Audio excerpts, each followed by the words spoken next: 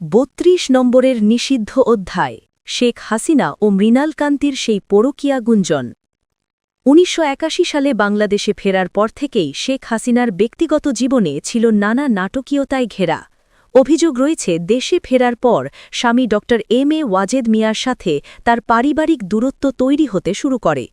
পরমাণু শক্তি কমিশনের কোয়ার্টারে স্বামী স্ত্রী একই ভবনে থাকলেও তাদের মধ্যে এক ধরনের বিচ্ছিন্নতা বিরাজ করত বলে জানা যায়। অনেক প্রত্যক্ষদর্শীর মতে ড ওয়াজিদ মিয়া সেই কোয়ার্টারের রেস্ট হাউসেই বেশি সময় কাটাতেন। ৮০ দশকের শেষ ভাগে রাজনৈতিক অঙ্গনে এক তরুণ নেতার উত্থান ঘটে, যিনি হলেন মৃণাল কান্তি দাস। ১৯৮৭ সালে মুন্সীগঞ্জের এই ছাত্র নেতার সাথে শেখ হাসিনার পরিচয় হওয়ার পর থেকে ধানমন্ডির ৩২ নম্বর বঙ্গবন্ধু ভবনে তার আনাগোনা বৃদ্ধি পায়। তৎকালীন সময়ে আওয়ামী লীগের নেতাকর্মীদের মধ্যে মৃণাল কান্তি দাসের প্রভাব ও গ্রহণযোগ্যতা নিয়ে নানা গুঞ্জন ছড়িয়ে পড়েছিল। ঐতিহাসিক তথ্য অনুযায়ী মৃণাল কান্তি দাসের এই ঘনিষ্ঠতা তৎকালীন অনেক সিনিয়র নেতার অসন্তোষের কারণ হয়ে দাঁড়িয়েছিল। গুঞ্জন রয়েছে ১৯৯০ সালে দলের অনেক প্রবীণ নেতার সাথে তার আচরণের কারণে রাজনৈতিক মহলে অস্বস্তি তৈরি হয়।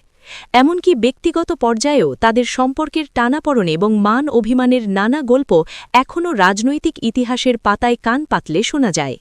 তবে রাজনৈতিক বিশ্লেষকদের মতে একজন প্রভাবশালী নেত্রীর ব্যক্তিগত জীবন নিয়ে এ জাতীয় অধিকাংশ তথ্যই রাজনৈতিক গসিপ বা প্রতিপক্ষের প্রচারণা হতে পারে। ১৯৯১ সালের নির্বাচনের পর রাজনীতির প্রেক্ষাপট বদলে গেলে এই সমীকরণগুলোতেও পরিবর্তন আসে। বাংলাদেশের রাজনীতির ইতিহাসের এইসব অমীমাংসিত এবং ব্যক্তিগত অধ্যায়গুলো আজও সাধারণ মানুষের কাছে কৌতূহলের বিষয়। তবে সত্যতা যাই হোক, এ সকল ঘটনাপ্রবাহ বাংলাদেশের রাজনৈতিক সংস্কৃতিরই একটি অংশ হিসেবে রয়ে গেছে।